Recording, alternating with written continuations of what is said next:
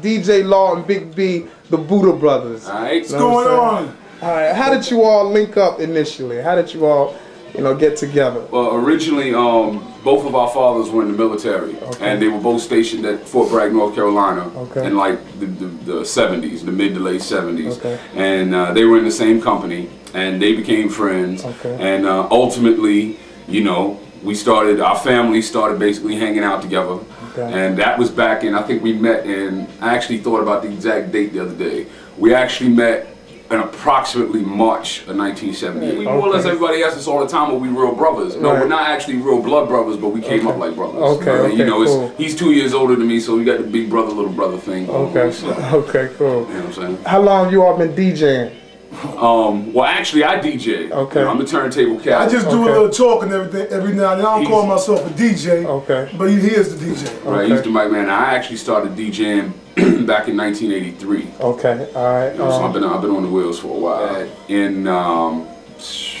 In July of 1985, my father got stationed at Fort Eustis, Virginia. And so we left Fort Bragg and we came up here, and then, as fate would have it, in November, his father got stationed at Fort Eustis. Yeah, man, we was back. And I was like, damn, I just can't get away from you. I mean, next thing you know, we back at the same high school again, like we never left, So we just kept it moving. What high school was that? Denby High School. Okay, Uptown, bad news, baby. Newport News. Pick it up. What was the first record you ever mixed? You remember? I don't actually remember the first record, but I remember the joints that was cranking when I really first started getting into DJing. It was like Rocket by Herbie Hancock. I knew it. Freakazoid. Yeah. Looking for the Perfect Beat. What was another one? Gainesville Lane, was that one? No. Electric Kingdom. There you go. Twilight 22. I used to kill that. Those are some of my favorite early joints. When I first started DJing, those was the records that I ruined on my father's turntable, learning how to scratch. What was your first piece of equipment? Your first turntable? Do you remember? Was it a belt drive? It was a black Pioneer belt drive. Don't forget the 8-track right there. Yeah, well, actually, the very first turntable I had was one of them all-in-one stereo units with a cassette deck and an 8-track and a radio tuner on it with the turntable on the top. You know what I'm saying? That was my first turntable. And you should mix with the volume button. The volume button like this. You know what I'm saying? It was on it. Then I got fancy with it. My parents went out and got me a little belt drive turntable. So, I had the stereo console unit and my belt drive, and it was on. And I was rocking backyard parties like that. Yeah, man. What was the first job you all ever had DJing? Probably the first real job that we had together was at a place called the AYA on Fort Eustis, which is the Army Youth Activity Center. They had this place, this center, like a youth center for military kids on Fort Eustis, and they used to throw dances. And they would pay me like $50 a night to come in and DJ. And he would come in and he would get on the mic. Because back in those days, it was more of a deal where I was the DJ and he was my manager.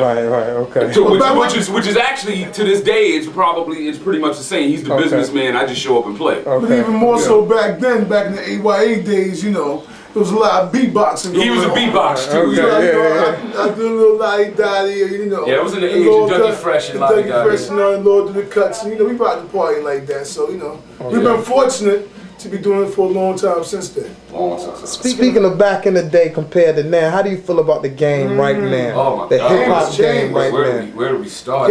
How did it change? Your opinion about it, you know what I'm saying? And how can we get it back to the way it was, if we can get it back the way it was? Well, it's like right now, granted, I know that we live in a capitalist society, and I know everything in our society basically revolves around money, and I understand that.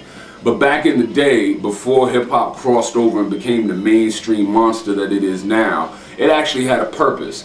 The idea was it put cats into a competitive scenario where, okay, you can rhyme, I can rhyme too. Well, I think I can rhyme with more finesse than you can. I think that I can use better wordplay or broader vocabulary than you can to rock the crowd. And it was all about who had the most finesse with their skills.